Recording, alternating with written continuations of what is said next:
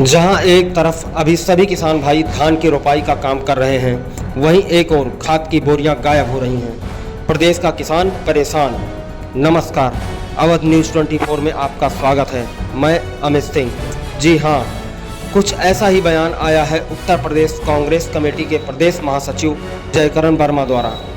जब मीडिया के लोगों ने इनसे इस बारे में बात किया तो क्या जवाब आया, हम आपको सुनाते हैं। कि आप सोसाइटी में घूम घूम करके किसानों से भी मिल रहे हैं, क्या क्या वार्ता आपकी हो रही है? देखिए, आज बड़े दुख के साथ आप लोगों से कहना पड़ रहा है कि फैजाबाद जनपद है, ये अयोध्या जनपद है। यहाँ के प्रभारी मंत्री जो हैं वो माननीय सूर्य प्रताप शाही जी हैं, जो कृषि मंत्री भी हैं। उस कृषि मंत्री के इस जनपद का प्रभार होने के बावजूद आज ही पूरे अयोध्या जनपद में इस समय धान की रोपाई चल रही है। किसानों के गन्ने में यूरिया खाद की सख्त आवश्यकताएं पड़ रही हैं। खाद डालने का समय चल रहा है। आज किसान किसी भी सोसाइटी में, जनपद के किसी भी साधन सहकारी समिति में खाद नाम की कोई चीज नहीं है।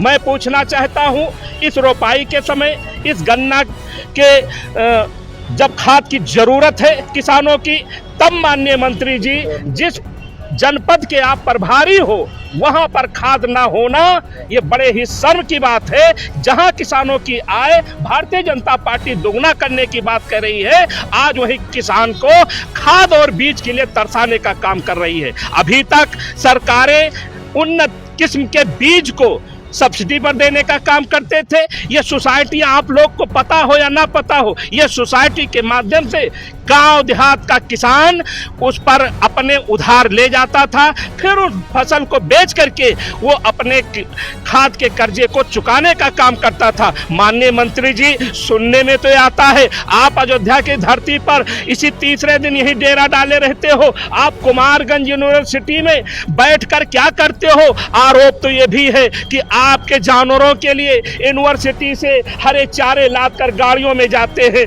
आपको दही घी खाने के लिए तो यूनिवर्सिटी से मिल जा रहे हैं, और यहाँ किसान धूप में बरसात में मरने को तैयार है।